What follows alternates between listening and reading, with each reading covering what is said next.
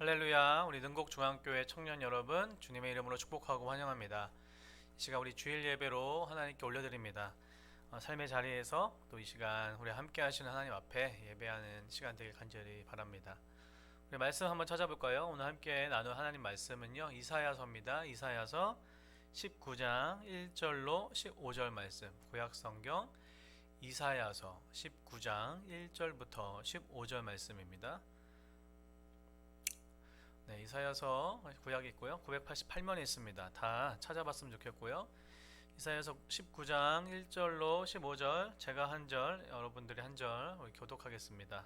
다 성경책 찾고 교독할까요? 먼저 읽겠습니다. 애굽에 관한 경고라. 보라, 여호와께서 빠른 구름을 타고 애굽에 임하시리니 애굽의 우상들이 그 앞에서 떨겠고 애굽인의 마음이 그 속에서 녹으리로다. 내가 애굽인을 격동하여 애굽인을 치리니 그들이 각기 형제를 치며 각기 이웃을 칠 것이요 성읍이 성읍을 치며 나라가 나라를 칠 것이며 애굽인의 정신이 그 속에서 쇠약할 것이요 그의 계획을 내가 깨트리리니 그들이 우상과 마술사와 신접한 자와 요술객에게 물으리로다. 내가 애굽인을 잔인한 주인의 손에 붙이리니 포악한 왕이 그들을 다스리리라. 주 만군의 여호와의 말씀이니라. 바닷물이 없어지겠고 강이 잦아서 마르겠고 강들에서는 악취가 나겠고 애굽의 강물은 줄어들고 마름으로 갈대와 부들이 시들겠으며 나일 가까운 곳 나일 언덕의 초장과 나일강 가까운 곡식밭이 다 말라서 난려가 없어질 것이며 어부들은 탄식하며 나일강에 낚시를 던지는 자마다 슬퍼하며 물 위에 그물을 치는 자는 피곤할 것이며 세마포를 만드는 자와 배 짜는 자들이 수치를 당할 것이며 그의 기둥이 부서지고 품꾼들이 다 마음에 근심하리라. 소안의 방백은 어리석었고 바로의 가장 지혜로운 모사의 책략은 우둔하여졌으니 너희가 어떻게 바로에게 이르기를 나는 지혜로운 자들의 자손이라 나는 옛 왕들의 후예라 할 수 있으랴. 너희 지혜로운 자가 어디 있느냐? 그들이 만군의 여호와께서 애굽에 대하여 정하신 뜻을 알 것이요 곧 내게 말할 것이니라. 소안의 방백들은 어리석었고 노베의 방백들은 미혹되었도다. 그들은 애굽 종족들의 모퉁이 또건을 애굽을 거룩하게 하였도다. 여호와께서 그 가운데 어지러운 마음을 섞으셨으므로 그들이 애굽을 매사에 잘못 가게 함이 취한 자가 토하면서 비틀거림 갖게 하였으니 같이 읽을까요? 애굽에서 머리나 꼬리며 종려나무 가지나 갈대가 아무 할 일이 없으리라. 아멘. 오늘 함께 나눌 하나님 말씀 본문으로요. 우리가 무엇에 의지할 것인가 라는 제목으로 함께 말씀을 나누려고 합니다. 여러분 한 주 동안 잘 지냈습니까? 정말 많이 추웠습니다. 눈도 오고 이렇게 추운 적이 언제였나 싶을 정도로 많이 추웠던 한 주였는데 제가 15년은 좀 더 된 것 같아요. 15년 전에 15년이 좀 더 된 것 같은데 그때 강원도 철원에서 군생활 했거든요. 그때가 이렇게 생각날 정도로 너무 추웠던 한 주였습니다. 한 주가 참 겨울 왕국이었는데 그동안 참 우리가 이상기온이나 뭐 지구온난화로 인해서 참 따뜻했던 겨울을 보냈잖아요. 그러면서 올해는 왜 이렇게 추울까요, 여러분? 근데 그거 아십니까? 이 또한 지구온난화의 원인이라고 합니다. 우리가 생각하기에 그냥 온난화하면 여름에 폭염 그리고 겨울이 따뜻해지는 것이라고 생각했는데 사실 여러 그 과학적인 것을 보면요 이렇게 얘기하더라고요. 지구 온난화로 인해서 극단적인 기후 현상이 계속 이어지는 거래요. 적도 지역이 더 빨리 가열되느냐 아니면 북극이 더 빨리 가열되느냐에 따라서 그 해의 여름과 겨울이 정말 어떻게 보면 극단적으로 달라지는 것을 우리는 경험하고 있는 겁니다. 여러분 우리가 어떻게 보면 이 자연 현상 앞에서 아무것도 아닌 우리 인간의 모습을 참 많이 봅니다. 어떻게 할 수가 없는 거예요. 자연 현상은요, 그죠? 그런데 우리가 작년 또 계속 이어서 우리가 함께 하고 있는 이 코로나도 그런 것 같아요. 우리가 어떻게 과학이나 여러 가지가 발전하면서 좀 많은 백신과 또 여러 가지 예방과 또 많은 것들을 우리가 어떻게 보면 이기려고 하지만 극복해 보려고 하지만 그것도 참 많이 쉽진 않죠. 자연 앞에서 어떻게 보면 이 코로나나 백신 앞에서 어떠한 작은 것 가운데도 우리 인간이 참 너무나 부족하고 연약하다라는 것을 느끼는 시기가 아닌가 생각해 봅니다. 참 한치 앞을 모르겠는 거죠. 여러분 어떠십니까? 여러분께 이런 질문 한번 드리고 싶어요. 여러분들의 미래에 대해서는 여러분들 어떻게 예측하고 계세요? 여러분들의 5년, 10년이 좀 그려지십니까? 예측이 되세요? 벌써 우리가 미래를 생각하니까 참 우울해지죠. 특히 청년의 시기에 그날이 안 올 것 같고 또 왠지 불안하고. 근데 참 신기한 게 이 청년의 시기도 저를 지났지만 청년 때 어떻게 살았나 싶을 정도로 참 하루하루 힘들기도 하고 여러 가지 고민과 또 절망도 느끼고 하고 있는데 참 신기한 게도 이 청년의 시간이 흘러요. 감사하게. 그런데 우리는 사실 이 청년의 시기를 걸어가면서 5년, 10년을 떠나서 1, 2년 한치 앞을 모르겠다라는 생각입니다. 제가 이제 교회 와서 또 여러 청년들과 또 이렇게 만나지는 못하지만 이런저런 일로 또 연락하게 되고 또 안부를 묻거나 좀 이렇게 신상을 파악해 가고 있는데 우리 청년들 보니까 취업한 청년도 있지만 취업을 준비하고 또 무엇인가를 위해서 또 준비하는 청년들이 대부분 또 많습니다. 여러분들에게 정말 1, 2년 너 나중에 뭐 할 거야? 어떻게 할 거야? 취업 어디로 할 거야? 물어보지만 우리가 장담할 수 있겠습니까, 여러분? 우리는 사실 우리의 내일을 모르는 인생을 살고 있습니다. 우리가 준비하고 있는 모든 것들이요, 참 불안정한 시대죠.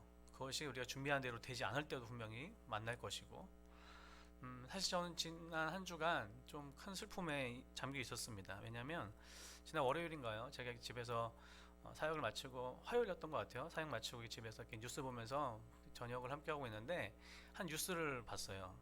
그냥 흘려 보냈던 뉴스였는데 경부 고속에서 한 차가 또 뒤에 오는 차로 인해서 음주운전 차로 인해서 그 앞에 있던 여성이 죽음을 당하는 참 안타까운 사고가 있었는데 그냥 밥 먹으면서 안타깝다 이렇게 넘겼는데 사실 제가 바로 직전에 있었던 교회의 청년이었더라고요. 나중에 그런 소식을 듣고 또 그 청년이도 좀 뭐랄까요 취업하고 나서 이제 청년부 잘 못 오고 하면서 있었던 청년인데 제가 가끔 이렇게 얘기도 하고 또 수요예배 오면 같이 집에도 데려다주고 그랬던 청년인데 그런 일을 겪은 거예요. 참 이게 꿈인가 생신가라는 생각도 하면서 참 그렇더라고요. 우리는요 사실 우리가 하루하루 사는 게 얼마나 은혜인지 모릅니다. 여러분들은 어떠십니까? 우리가 지금 살아가고 있는 것 준비하고 있는 모든 것들이요 우리의 뜻대로 안 된다고 많이 실망하고 힘들어하지만 글쎄요 그것이 우리가 장담할 수 있을까요? 아니 우리가 지금 내일 이렇게 같이 예배드리고 주일 예배 삶의 자리에서 예배드리고 내일 또 일상으로 돌아갈 텐데 그 안에 어떻게 장담할 수 있겠습니까? 우리의 삶을요. 우리는 어떻게 보면 너무 불안정한 시대에 또 불안정한 상황에 살고 있어요. 오늘 말씀을 좀 집중해 보기 원합니다. 오늘의 집중해 볼 말씀 또 우리가 처음 여러분께 질문했던 질문이면서 제목이 뭐예요? 우리가 정말 무엇을 의지할 것인가 라는 겁니다. 한치 앞을 모르는 세상에서 어떻게 보면 하루하루가 삶과 죽음 사이에 있는 우리 인생에서 우리 청년들 가운데 이사야서 말씀을 좀 읽어본 청년들이 있을까요? 여러분 어떠십니까? 이사야 선지자에 대해서는 많이 들어봤을 겁니다. 또 알고 있을 거예요. 그리고 그렇지만 길다면 길다고 할 수 있는 66권의 이사야서를요 처음부터 끝까지 다 읽어본 청년들이 있는가 한번 물어보고 싶어요. 66장으로 이루어졌습니다. 이사야서가. 그래서 여러분 신구약이 몇 권이죠? 66권입니다. 그러다 보니까 이사야서를요 성경 전체의 축소판이다라는 이야기도 합니다. 그냥 단순히 성경의 66권과 이사야서 66장 그래서 이 연관성 때문에 그런 이야기를 하는 게 아니고 이사야서의 그 메시지를 보면요 이런 메시지가 많아요. 미래에 이 세상에 오게 될 이 메시아 그 메시아에 대한 예언들이 참 많죠. 그 메시아를 통한 구원에 대해서 또 그분을 통해서 이루어질 하나님의 나라에 대해서 그 메시지가 이사야서의 전체에 흐르는 하나의 주제이고 관통하는 이야기예요. 그렇게 메시아에 대해서 또 하나님 나라에 대해서 명확하게 보여주고 있는 바로 성경이 성경 66권 가운데 이사야서이기 때문에 성경 전체의 축소판이다 라고 이야기하는 겁니다. 이사야라는 그 선지자 이름이 뭐죠? 주께서 구원하신다 라는 뜻이 있습니다. 그런데 그 이름하고 달리 참 이사야서를 쭉 읽어가다 보면 이게 정말 계속해서 하나님께서는 심판의 메시지만을 선포하시는 것 같아요. 그럴 정도로 참 심판의 메시지가 계속 나와요. 그런데 우리가 또 잊지 말아야 할, 또 놓치지 말아야 할 것이 뭐냐면, 하나님께서는 심판으로 끝나는 게 아니라 성경이 그렇듯이, 또 하나님의 은혜가 그렇듯이 회복과 구원의 메시지를 계속해서 주신다는 겁니다. 이사야 66장을요 1, 2부로 나눌 수 있는데, 여러분 우리가 참 알기 쉬워요. 왜? 구약이 39, 시장 27인 것처럼 이사야 1장부터 39장은요 심판의 책, 일명 심판의 책이라 하면서 심판의 메시지가 쭉 나와요. 그리고 40장부터 66장까지 27장에는요 위로의 책으로 이렇게 나눕니다. 그러니까 앞부분은 심판의 책, 뒤는 위로의 책이라고 우리가 흔히 이야기합니다. 근데 딱 1, 2부를 나눌 수도 없는 것이 39, 27로 나눌 수만도 없는 게, 심판의 책이라고 해서 심판 메시지만 막 나오는 게 아니라 아까 얘기했던 것처럼 하나님의 구원에, 또 하나님의 그 마음이 계속 나오고 있는 것 우리가 알 수 있을 겁니다. 특히 앞부분에는요 심판의 메시지 가운데 이런 이야기예요. 이스라엘과 관계된, 이스라엘이란 나라와 인접한 10개의 나라에 대한 하나님의 심판의 메시지입니다. 오늘 읽은 본문이 바로 그 7번째에 해당하는 나라 애굽에 대한 심판입니다. 하나님께서는 애굽에 어떠한 심판을 내리시고 어떤 이야기를 하시는가 살펴보려고 합니다. 애굽이 이렇게 생각하면 돼요. 우리가 북이스라엘이요 멸망시키고 당시 최강대국이었던 이 아수르라는 나라가 있었어요. 근데 이 아수르가요 남쪽으로 쳐들어오기 시작하는 거예요. 이제 그들의 이 세력을 계속해서 넓혀오면서, 근데 이를 막기 위해서는 어때요? 이 주변의 나라들은요 이 어떻게 보면 그 당시에 당대에 가장 컸던 어떻게 보면 거대한 강국이었던 아수르를 막기 위해서 주변의 나라들은, 작은 나라들은, 힘이 약한 나라들은 연합하게 되죠. 당연한 거 아니겠습니까? 어떤 한 강대국이 다 주변을 먹으려고 하니까 이 작은 나라들이 나름 약소국들이 다 모이게 되는 거예요. 그런데 이제 남유다와 이제 연합의 대상이자 그 의지의 대상이 된 나라가 있어요. 그러니까 자신의 동족이었던, 비록 남과 북으로 나뉘어져 있었던 이스라엘이지만 북쪽은 벌써 아수르에게 넘어갔고 멸망당했고, 남아있는 이 유다가 자신들이 정말 이제 붙으려고 하는 거예요. 어디와 함께 붙으면 우리가 저 아수르를 좀 견제하면서 살아남을 수 있을까 하면서 붙었던, 의지했던 나라가 바로 애굽이라는 겁니다. 그런데 애굽이란 나라가요 이스라엘에게 있어서 어떤 나라였는가 여러분 잘 아시지 않습니까? 자신들의 조상들이요 무려 430년간 종살이를 했던 나라입니다. 어디에 나와요? 출애굽에 나오죠. 어떻게 보면 이스라엘 민족에 있어서, 우리가 창세기 출애굽기 쭉 읽어봐서 알겠지만 이스라엘 민족에 있어서 가장 원수와 같은 나라 바로 애굽이었던 거예요. 예전에 어떻게 보면 이 원수가 오늘의 친구가 된 겁니다. 그들이 살기 위해서. 우리가 생각할 때 원수 같은 나라 하면 어디가 떠오르세요? 안타깝지만 일본이 떠오르지 않습니까? 우리나라가 일제치하에 35년 넘게 이렇게 있었는데요. 무려 우리 35년, 36년과는 비교도 안 될 몇 년이라고요? 430년 동안 그들에게 종살이를 했던 거예요. 비교도 안 돼. 10분의 1 정도밖에 안 되죠. 근데 여전히 우리가 일본과 생각하면은 그게 앙금이 있는 것 같아요. 축구하면 왠지 이겨야 될 것 같고, 일본과 어디 나가서 스포츠나 어떤 경기 가운데는 무조건 이겨야 되는 것 같고, 다른 나라한테 다 져도 일본한테 이겨야만 되는 것 같은. 또 여전히 역사적으로는 많은 해결되지 않는 문제들이 있죠. 위안부 문제나 여러 가지 문제들. 감정과 갈등의 골은 사실 깊습니다. 한일 관계는. 그런데 이스라엘 백성들에게 430년 동안 종살이를 했다고요. 그들의 조상들이. 어땠을까요? 하나님께서는 자신의 백성들이 애굽의 종살이를 하면서 또 부르짖는 기도 소리에 응답하셔서 누구를 준비시키시고 세우시죠? 모세를 세우시죠. 그래서 출애굽을 시키십니다. 그런데 여기 재밌는 게 보면, 성경에 보면 출애굽의 과정 가운데 그들이 광야를 걸어갈 때요 어려움과 환란을 만날 때마다 이스라엘 백성들이 한 게 있어요. 잘 한번 읽어보십시오. 뭐냐면 하나님을 원망해요. 모세를 원망합니다. 불평합니다. 그러면서 애굽의 종살이 했던 때를 그리워하는 거예요. 신명기 17장 16절에 하나님께서 이런 얘기하세요. 오죽했으면 말씀 가운데 하나님께서 애굽으로 돌아가지 말라고 명확하게 이야기도 하시거든요. 하나님께서는 절대로 애굽에 돌아가지 말라 이렇게 이야기하세요. 그만큼 어떻게 역사적으로 이스라엘과 또 애굽이라는 나라는요, 참 어떻게 보면 끊을래야 끊을 수 없는 나라였던 거죠. 독특한 관계예요. 원수와 같은 나라이지만 시간이 흘러 이제는 친구와 같은 나라가 되어가고 있는 겁니다. 우리 일반적인 생각으로 애굽을 원수와 같은 나라로 여기고 반애굽적이고 또 애굽의 애자만 들어도 치가 떨리는 싫어할 법도 한데, 애굽에 대한 동경이 있었던 거예요. 출애굽 당시에 늘 애굽을 동경하면서 종살이였지만 그때가 더 나았다라면서 돌아갈까 갈팡질팡했던 모습처럼 애굽에 대한 동경이 있었어요. 마치 이런 것 같아요. 우리가 남인가라는 거죠. 강대국 애굽이 우리를 도와주기만 한다면 우리가 또 괜찮을 거야. 우리가 좀 아수르라는 나라에 통해서 공격으로부터 이길 수 있을 거야 라고 생각한 겁니다. 그러니까 믿는 구석이 있었던 거예요. 주변의 어떤 나라보다 강하고 발전했죠. 애굽이란 나라는. 그러니까 우리를 도와주기만 하면, 애굽이 우리 편에 서면, 아니 우리가 어떻게 애굽에 흔한 말로 좀 잘 좀 끼면 괜찮겠지. 좀 우리가 살만하겠지. 해결되겠지. 아수를 통해서 우리가 좀 살만하겠지라는 생각을 했던 겁니다. 출애굽 이후에 하나님의 백성으로 하나님의 약속의 땅 가나안을 정복했습니다. 정복하고 정착하고 살면서도 이제는 하나님의 백성으로서 그분의 뜻과 말씀대로 살아야 하는 하나님의 선택된 민족임에도 불구하고 하나님께서는 그걸 원하셨던 거거든요. 사실 율법을 통해서 말씀하시는 것이. 그런데 여전히 그들에게는 남아있던 게 뭐예요? 종살이 했었던 애굽의 생활 습관, 어떻게 보면 뼛속까지 깊이 남아있는 애굽의 습성들이었던 거예요. 한편으로 이런 거예요. 우리가 예수님을 구주로 믿고 구원 받았습니다.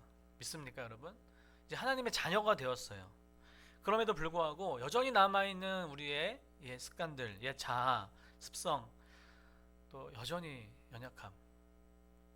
물론 아직 우리는 완성된 사람들이 아니라서 늘 성화되는, 그죠? 하나님을, 예수 그리스도를 구주로 믿고 그분을 향해 또 그분을 닮아가는 성화를 이루어가야 되는 사람들임에도 불구하고, 그렇지만 아직 연약한 또 우리의 습성들이 남아있는 것처럼, 그죠? 애굽이 그랬다고요. 이스라엘과 관계가 그랬다고요. 그렇다면 여기서부터 위험한 게 뭐예요? 하나님을 그렇게 해야 되는데, 그렇게 믿어야 되는데 하나님보다 더 의지하고 동경하는 게 이제 문제가 되는 거죠. 그러게 하나님께서 애굽을 심판하시는 겁니다. 애굽을 심판하시지만, 이따 나오겠지만, 애굽과 동시에 그들을 의지했던 이스라엘 백성들에 대한 심판이 또한 나오는 거예요. 그렇다면 오늘 말씀 가운데 하나님의 심판의 내용들, 애굽을 무엇을 심판하실까라는 내용이 오늘 우리가 읽은 본문입니다. 크게 세 가지를 할 수 있어요. 2절부터 4절까지인데 제가 한번 2절만 읽어드릴게요. 첫째, 하나님께서 왜 어떠한 징계를 애굽에 내리실까? 2절은 이렇게 나와 있어요. 내가 애굽인을 격동하여 애굽인을 치리니 그들이 각기 형제를 치며 각기 이웃을 칠 것이요 성읍이 성읍을 치며 나라가 나라를 칠 것이며. 이게 무슨 이야기냐면, 이집트가요 역사적으로 이러한 붕괴를 너무 많이 경험했던 나라였습니다. 그러니까 우리가 생각했을 때 애굽은 늘 좀 강했고, 그죠? 뭐 우리가 출애굽에 보면 이 바로 왕, 그 이후에 계속 바로 막 나오면서 하니까 한 왕조가 쭉 이어지는, 조선 왕조 500년처럼 쭉 이어지는 나라인 것 같지만 실상 그렇지 않았다는 거예요. 처음 6개의 왕조가 800년 동안은 또 잘, 어떻게 보면 중앙 집권적으로 잘 했다고 하는데, 역사 가운데 그 이후에는요 무려 200년 동안은요 잘 했지만 42개의 독립된 도시들이 존재했대요. 그 이후에는 12번의 왕조가 바뀐 거예요. 계속해서. 그러니까 역사적으로 주전 720에서 716년이라고 여겨지는 이때 애굽은요 극심한 내부 분열이 일어나는 거예요. 계속 안에서 서로 왕이 되려고 하고 18명의 독립된 제후들과 왕들이 등장해서 서로 싸우는 거죠. 그것이 어떻게 보면 사람들의 이기심이나 어떠한 사람들의 악함이라 생각할 수 있겠지만, 하나님의 말씀 같아 비춰보면 뭐죠? 바로 하나님의 심판이었던 겁니다. 그동안 하나님께서는요 3절에 보면 하나님께서 애굽의 계획을 이렇게 무너뜨리시는 모습이 나와요. 이러한 혼란 속에서 그들은 어떻게, 무엇을 의지했죠? 이방 땅이었던 애굽은요 여전히 우상과 마술사와 신접한 자와 요술계에게 물었습니다. 당연한 거죠. 그들이 하나님을 믿지 않았던 이방 나라, 그들이 무엇을 믿었겠어요? 어디에 의지할 수 있었겠어요? 그냥 우상과 마술사와 신접한 어떤 그런 초자연적인 우리나라 생각하는 토테미즘적인 것을 계속해서 나아갔던 겁니다. 종교적인 힘을 빌어보려고 했죠. 우상을요. 그런데 모든 것이 무용지물이었습니다. 왜요? 오직 살아계신 하나님만이 참된 하나님이시고 참된 신이셨기 때문이에요. 애굽은 고대 근동에서 어떤 민족들 가운데 다신론이 가장 발달한 나라 중에 하나입니다. 우상 숭배가 가장 심했던 나라가 바로 애굽이에요. 우리가 생각했을 때 우리가 출애굽의 과정들 보면 12가지 재앙들이 무슨 재앙이죠? 12가지 재앙들은요. 그 당시에 애굽이 그렇게 믿고 있었던 우상들이에요. 우상들의 모습, 우상들이거든요. 그것들을 하나하나 하나님께서 파해 가시는 건데 우연이 아니라고요. 그러니까 그만큼 많은 신들, 자연현상이나 어떤 것 가운데 뭐 메뚜기를 믿기도 하고 여러 상징들을 믿고 있었던 그들이었던 겁니다. 4절에 보면요. 내가 애굽인을 잔인한 주인의 손에 라고 이게 나와 있는데 많은 또 사람들이 사바카 왕이었다 생각합니다. 구스의 왕이었던. 대부분 다른 나라를 군림했던 애굽이 이제는 다른 나라의 지배 아래서 억압을 당하는 모습들. 이런 것들이 역사적으로 계속해서 하나님께서 심판이 이루어지고 있는 모습이에요. 첫 번째 2절부터 4절 가운데 그들이 생각했던 애굽은요 극심한 내부 분열과 또 정치적인 혼란을 겪었던 거죠. 그것이 아까 얘기했던 것처럼 인간의 이기심이나 어떠한 이해타산적인 것 때문에 나오는 것이 아니라 하나님의 심판 가운데 있었다는 것을 잊지 않았으면 좋겠어요. 두 번째는요 하나님의 징계가 어떤 징계를 내리실까 5절부터 10절의 모습입니다. 결국엔 그들이 갖고 있었던 경제를요 흔드시는 부분이에요. 5절부터 10절 아까 읽어봤지만 한번 읽어볼까요? 5절 6절 제가 읽어볼게요. 바닷물이 없어지겠고 강이 잦아서 마르겠고 강들에서 낙취가 나겠고 애굽의 강물은 줄어들고 마름으로 갈대와 부들이 시들겠으며 아멘. 하나님께서 그들의 경제의 중심인 나일강을 어떻게 보면 심판하고 그것을 통하여서 그들의 경제를 하나님께서 어떻게 보면 쥐어 잡으시는 거죠. 애굽 사람들 가운데 애굽 사람들은 그들의 땅을 나일강의 선물이라고 생각했습니다. 이게 무슨 이야기냐면 지금도 그렇겠지만 실제로 나일강이요 아니었다면요 애굽은 그냥 사막 지역에 불과했다고 여겨져요. 6월 10월 적도 부근에 내리는 이 폭우가 또 폭우로 인해서 나일강이 범람을 해요. 그러면 주변의 땅에 이 유기물이 퇴적되고 그죠? 넘치니까 그 안에 정말 어떻게 보면 다 쓸려온 여러 가지 부유물이나 이런 것들이 퇴적층이 쌓이게 되는데 이게 재밌는 게 오히려 땅을요 풍요롭게 풍족하게 비옥하게 만들어요. 그러면 그 안에 씨를 뿌리고 하다 보면 풍요로운 결실을 맺고 그러면서 이 나일강을 통하여서 그들이 농사를 짓게 되고 어떻게 보면 신의 선물로 여기게 되는 거죠. 그만큼 땅이 비옥했다라는 거예요. 그런데 하나님께서는요 온 우주 만물 자연 만물을 창조하시고 그 손에 있는 그 손으로 모든 것을 이루시는 하나님께서 그들이 믿었던 신의 선물로 여겼던 이 나일강을요 마르게 하신다는 거예요. 참 신이신 참 하나님께서 나일강을 마르게 하신다라고 바로 본문에 나와 있는 겁니다.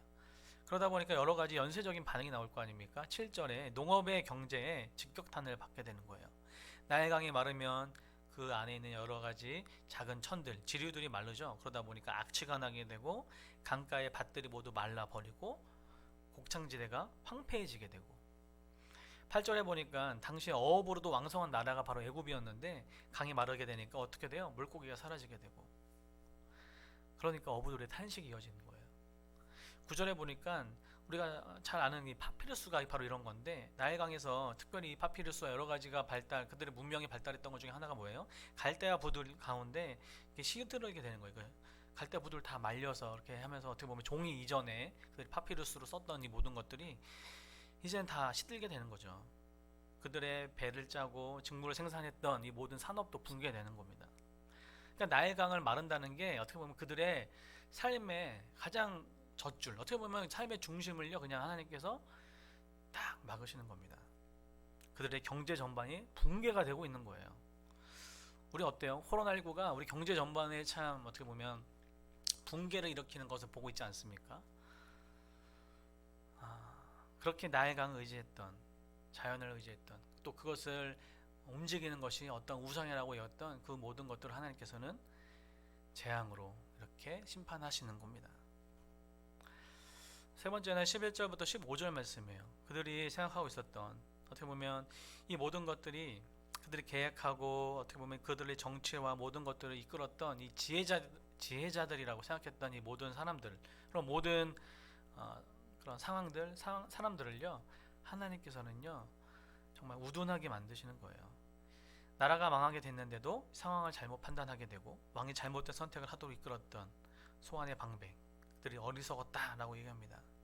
나라를 이끌었던 그들의 지혜 또한 분별하지 못하고 우둔하여졌던 것이죠.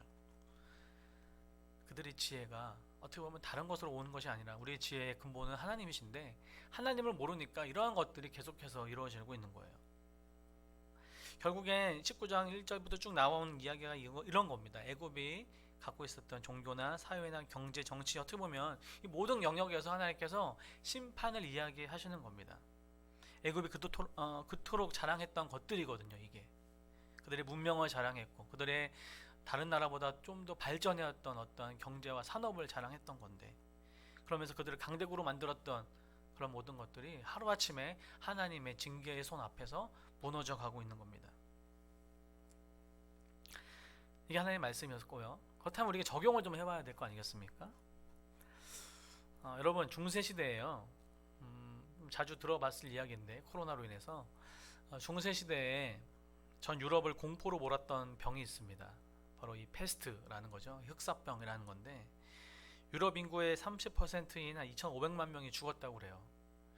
그리고 유라시아의 대륙에서는 최초 7,500만에서 2억 명이 죽었다라고 또 정확한 통계라기보다 다 그렇게 이야기합니다. 왜냐하면 더 그 이상 되었기 때문인데, 근데 여러분, 이 중세 페스트가 창궐한 시대에, 그 시기에 죽음의 공포가 어떻게 보면 눈앞에 있을 그때 그들의 사회 상황, 그들의 상황을 좀 대변해주는 이야기가 있어요. 이게 뭐냐면 술집이 부흥하거나 교회가 부흥했다고 합니다. 이게 부흥이라는 단어를 이 술집, 술과 함께 간다는 게, 합친다는 게 좀 말이 안 되고 좀 그렇지만 이해하기가 쉽게 술집이 부흥하거나 교회가 부흥했다고 그래요. 이 죽음 앞에, 눈앞까지 찾아온 죽음의 공포 앞에 정말 어떠한 해결책이 없이 그냥 죽어가는 거예요, 주변 사람들이. 그런데 사람들이 그 반응이요, 두 가지였다는 거예요. 초월적인 존재에 의지하면서 하나님 앞에, 교회에 가서 정말 하나님 앞에 예배하면서 어떻게 보면 초월적인 그 하나님, 신의 영역에 앞에서 그 존전에서 기도했던 사람들이 있는가 반면, 끝이다, 죽으면 끝이지 뭐, 그냥 나도 언제 죽을지 모르니까 니나 너 우리가 한번 살아보자, 즐기다가 1분 1초를 살아도 즐기다가 죽어보자 라면서 술집이 그렇게 흥했다고 합니다. 그래서 이게 우리가 페스트나 흑사병, 그러면서 이제 코로나로 인해서 우리가 이 팬데믹 현상 가운데 같이 좀 많이 비교가 되는 것 같아요. 여러분 어떠세요? 우리가 어떻게 팬데믹, 이 코로나 시대에 살고 있는데, 그래요. 점점 이렇게 서울 경기 지역이 좀 많이 심해졌다가 좀 많이 또 줄어들고 또 이렇게 연일 이렇게 좀 오락가락하지만 참 감사하게 줄어들고 있어서 너무 감사한데, 그럼 어떠십니까? 어쩌면 눈앞에 있는 죽음까지는 아니죠. 우리가 그렇게까지는 아니지만 어떻게 보면 이 코로나라는 이 한 가지 어떤 이 바이러스로 인해서 우리 일상이 많이 멈춰 있는 것 같아요. 많이 힘든 게 사실입니다. 근데 여러분들 이 상황에서, 이 시대에 살면서 무엇을 의지하십니까? 이 질문을 여러분께 드리려고 합니다. 우리는요, 신앙인입니다. 믿는 사람들이고 세상의 사람들과 좀 다른 사람들이에요. 우리가 믿는 하나님이요, 참 하나님이심을 믿고요, 그냥 종교 중에 하나를 믿는 게 아니라 진리를 믿는 사람들입니다. 단순히 코로나 뿐만 아니라 우리 삶이 그런 거예요. 한치 앞을 모르는 인생 아니겠습니까? 서두에 얘기했던 것처럼 우리 청년들 나이가 아주 젊고 너무나 한창이지만 우리가 어떻게 장담합니까? 내일도 살아갈 수 있고 내일도 살아있다는 것을. 우리 은혜로 살아가는 사람들인데 정말 우리가 무엇을 의지하면서 살아가냐라는 거예요. 하나님께서 애굽을 통하여서 계속 심판을 하시면서 이야기하시는 게 뭐죠? 그것을 의지하는 거예요. 이스라엘 백성들이요. 그런 애굽, 하나님의 심판 아래서 아무것도 아닌 그들의 정치, 경제 모든 것들이 어떻게 보면 하루아침에 그냥 그렇게 왔다 갔다 하는 그러한 것을 의지하고 있는 이스라엘 백성들에게 물어보시는 겁니다. 너희들이 그렇게 의지하는 애굽이 내 손 안에서 아무것도 아니지 않냐. 여러분, 하나님께서 원하시는 게 뭘까요? 이 시기 가운데. 정말 이 시기 가운데 하나님께서 우리에게 무엇을 원하시는가, 무엇을 의지하고 있는가를 물어보시는 시기라 생각합니다. 우리 청년 여러분, 우리가 의지하고 있는, 하나님 외에 의지하고 있던 어떠한 것들을 내려놓는 우리 능곡중학교의 청년부 되기를 원합니다. 정말 우리가 자연현상에서 앞에서 아무것도 할 수 없는 것처럼, 코로나 이 앞에서도 너무나 연약해져 가는 우리 인생인 것처럼, 정말 우리가 어떠한 다른 것으로 정말 그것을 의지하고 어떻게 그것을 내 힘으로 좀 뛰어넘어 볼까 하는 게 아니라, 믿는 우리가 그것보다 더 위에 계시고 너머에 계시고 모든 것을 그 손 안에 있는 그 하나님을 의지하는 저와 여러분들에게 간절히 소원합니다. 하나님께서 계속 물어보실 거예요. 우리 인생 가운데 여러분 이름을 불러가면서, 누구야? 네가 과연 의지하는 게 무엇이냐? 너가 의지했던 그것이 영원한 것이냐? 물어보시는 게 아닐까 생각해 봅니다. 여러분들이 의지하고 있는 애굽이 무엇입니까? 우리가 의지하고 있는 나일강이 무엇입니까? 우리가 의지하고 있는 이 지혜는 무엇입니까? 내가 의지하고 기대하고 이런 것들, 세상에 어떤 것으로 채울 수 없는 그 하나님의 은혜, 나를 구원해 줄 수 있는 것이 오직 주님밖에 없음을 또한 한 주간 깊이 묵상하고 나아가는 저 여러분들에게 간절히 소원합니다. 우리의 의지는, 우리가 의지할 분은 오직 하나님 한 분이십니다. 기도하겠습니다. 사랑과 은혜가 풍성하신 하나님, 한치 앞을 모르고 살아갑니다. 또 이 청년의 때에 너무나 막연합니다. 때론 우리가 준비하고 있는 모든 것들이 불안하고 미래에 대한 두려움이 너무나 큽니다. 하나님, 그렇지만 말씀 가운데 우리에게 질문하시는, 우리가 무엇을 의지하는가 물어보시는 그 하나님 앞에 우리가 당당하게 오직 예수라고, 오직 주님의 은혜라고 얘기할 수 있도록 도와주십시오. 하나님, 우리가 때론 우리의 상황과 또 어떠한 것을 의지하는 것이 아니라 그것에 함몰되어 있지 않게 하시고 오직 하나님을 바라보며 정말 한 걸음 한 걸음 나아가는 우리 청년부 되길 간절히 소원합니다. 한 주간의 삶 가운데 영육간에 강건하게 하시고 주님의 삶에서 예배하는 예배자들로 서 있게 도와주십시오. 우리 능곡중앙교회 청년부 한 명 한 명을 축복하고 하나님께 올려드립니다. 감사하며 이 모든 말씀 우리 주 예수님의 이름으로 기도드렸습니다. 아멘.